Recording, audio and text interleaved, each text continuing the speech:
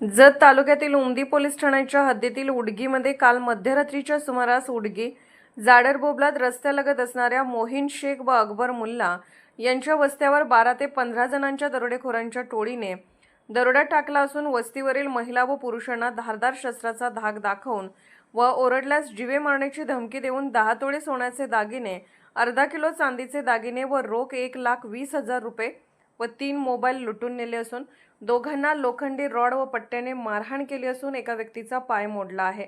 दरोडेखोरांनी मध्यरात्री 2 ते सकाळी 6 वाजेपर्यंत दरोडेखोर वस्तीवर थांबून होते।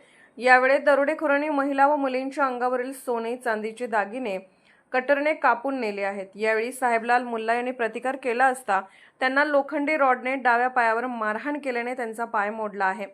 त्यांच्यावर जत येथील खासगी रुग्णालयात उपचार सुरू आहेत।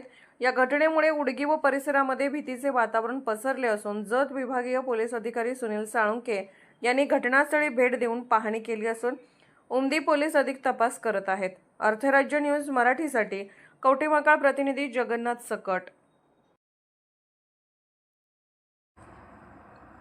अर्थराज्य न्यूज चॅनलला लाईक करा, शेअर करा आणि सबस्क्राईब करा।